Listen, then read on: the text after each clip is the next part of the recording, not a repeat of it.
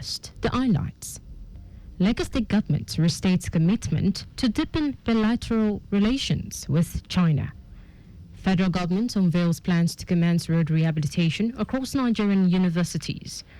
On the foreign scene, flood kills 27 people in Texas as rescue efforts continues. And in sport, Super Falcon captain expresses team's readiness to win 2024 WAFCON title. Now the details. I am Rereloluwa Seun Abiodun.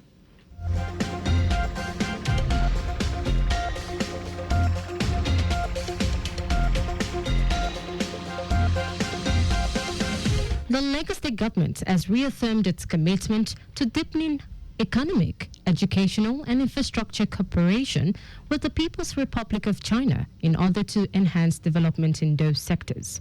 Secretary to the state government, Bimbola Salu Ondeyin, said this when she received the Deputy Director General of the Foreign Affairs Office of the People's Government of the Guangdong Province, Hong Rosheng, and his delegation to Lagos. Salu Ondeyin emphasized Lagos State's openness to international partnerships, quoting Governor Babajide Sanwo-Olu's position that Lagos can be described as a state without borders in terms of global collaborations.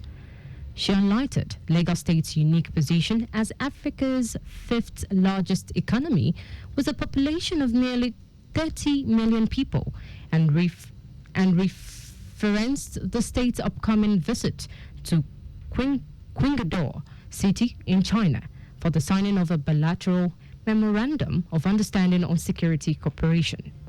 On his part, the Deputy Director General of the Foreign Affairs Office of the People's Government of Guangdong Province, Rosheng, expressed strong interest in deepening cooperations with the states across industrial, technological and educational sectors, citing Lagos' vital role as a gateway to African markets. He expressed hopes that the visit will further solidify mutual commitment to follow through on initiatives and foster sustainable development for both cities. Lawmaker representing Oshodi Constituency 1 at the Lagos State House of Assembly, Olukayode Ogundikpe, has promised to uphold transparency, unity, and a renewed commitment to community service. Ogundikpe stated this during his valedictory speech as the newly appointed president of the Rotary Club of Ewutuntun in Lagos, when unveiling his leadership priorities, which include deepening impact across Rotary 7 areas of focus, expanding partnerships, mentoring youths, and reinforcing unity among members. He expressed gratitude and readiness to serve, declaring that he is not just assuming a position but carrying forward a legacy of excellence built by a united Rotary family. Ogundikpe commended the club's recent recognition as the overall best club in District 9, one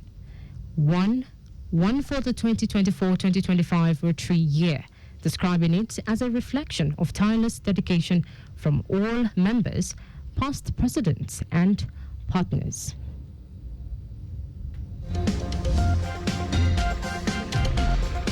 Earlier in our speech, the outgoing president of the club, Rotarian Bukola Alomu, urged the newly elected president to lead with courage, vision, passion, and continue as one Rotary family united by purpose, driven by service, and inspired by hope.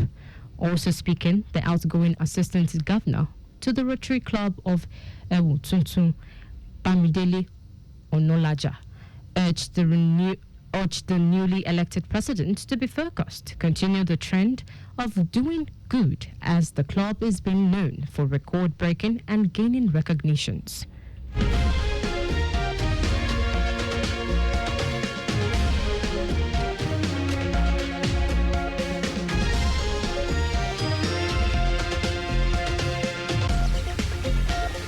The Onigbongbo Local Council Development Area of Lagos has organized an Elders Retreat as part of efforts to honor the contributions of the elderly and promote their physical, emotional, and mental well-being.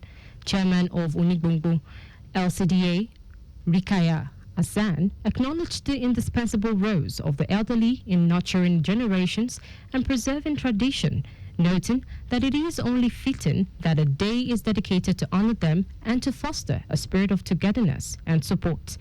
Hassan also emphasized the importance of caring for elders as a foundation for community vitality, saying in uplifting the elderly, the LCDA intends to eliminate the paths for the present generation and those coming behind. We walked so that we may run.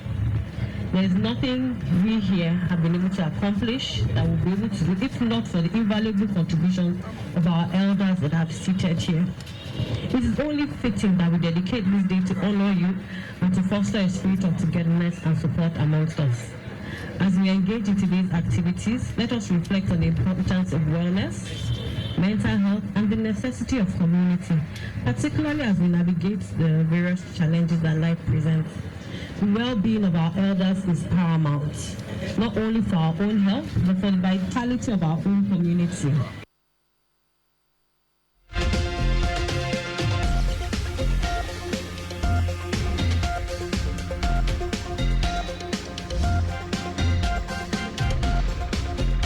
On his part, elder statesman and renowned obstetrician and gynecologist Oluyomi Fini commended the council's initiative, describing it as a proactive step towards promoting healthy aging while urging the elderly to remain socially connected and mentally active, as isolation and bitterness often lead to declining health.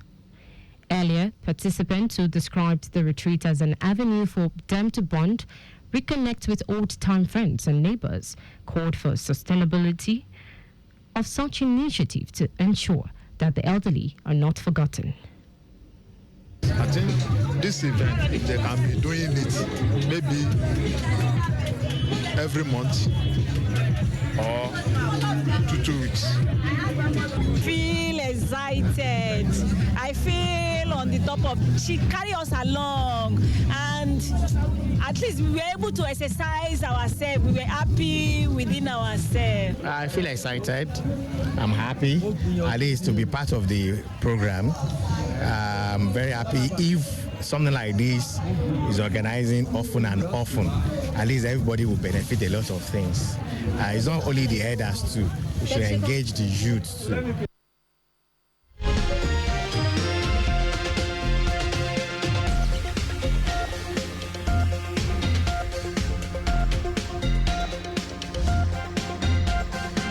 The retreat featured a range of wellness activities, including aerobatics, dancing, painting, poetry, board games, and interactive sessions, as well as free medical checks such as blood pressure and sugar testing, malaria screening, and health counseling on diet.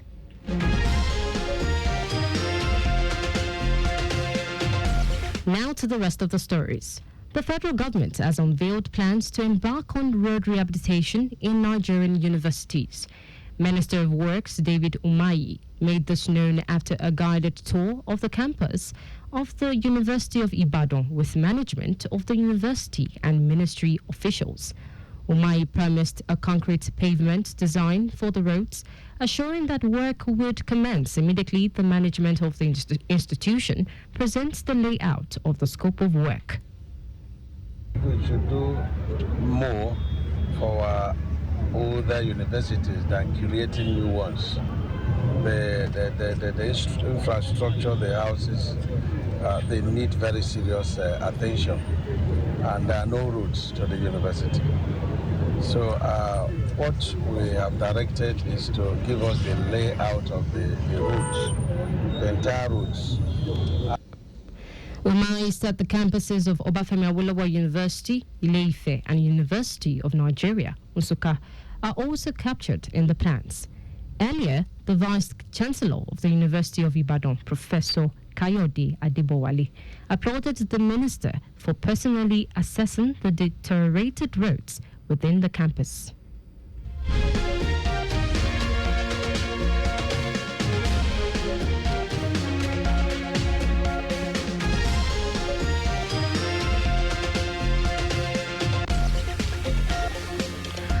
Association of Community Pharmacists of Nigeria, ACPN, has identified the need for the traditional roles of community pharmacists to be expanded to meet the rising demands of a tech-savvy and wellness-conscious population. National Chairman of ACPN, Ize Igwekama, stated this ahead the ACPN 44th Annual International Conference with the theme Technology Integration, Personalized Care, the Future of Community Pharmacy Practice. Igwekamba noted that the association recognizes that embracing digital innovations, artificial intelligence, telepharmacy, electronic health records, point-of-care testing and other tech-enabled solutions are no longer optional but impressive. According to him, pharmaceutical care must also take center stage, ensuring that every Nigerian gets tailored, patient-centered, and data-driven services from the pharmacy closest to them.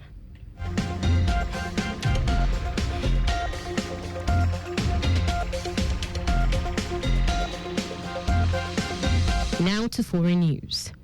At least 27 people, including 9 children, have died in flash flooding that has swept through Kerr County in Texas. Authorities say 27 girls are still missing after the floods devastated a Christian summer camp located on the banks of the Guadalupe River.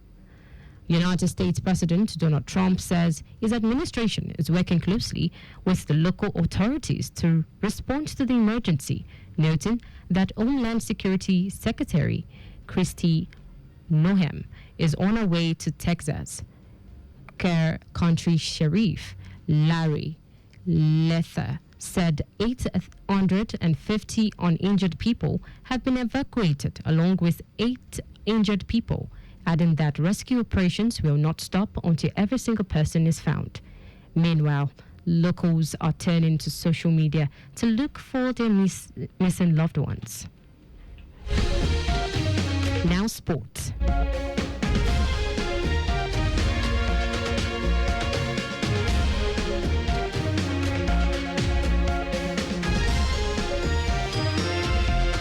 Super Falcons captain Rasheedat Ajibade says the team is battle ready for their opponents at the 2024 Women's African Cup of Nations. Justin Madugu's side are drawn in Group B with Tunisia, Botswana and Algeria. According to Ajibade, effort is everything for the team and it will demonstrate its capabilities and continue to build on its existing strengths with the incredible groups of talented players.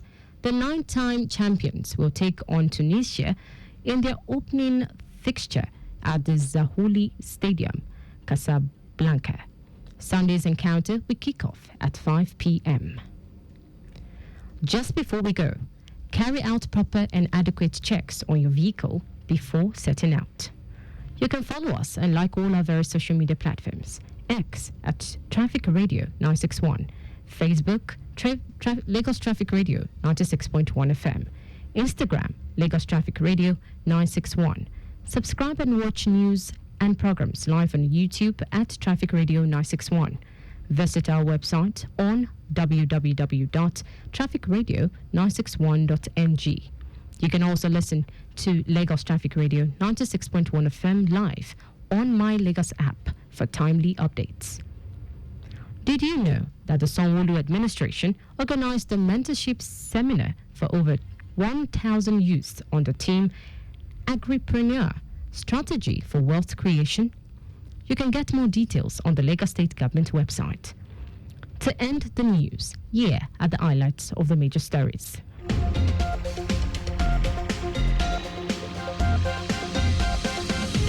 The Lagos State Government has reaffirmed its commitment to deepening economic, educational and infrastructure cooperation with the People's Republic of China in order to enhance development in those sectors.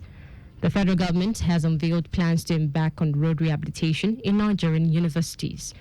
We also told you that at least 27 people, including 9 children, have died in the flash flooding that has swept through Kerr County in Texas.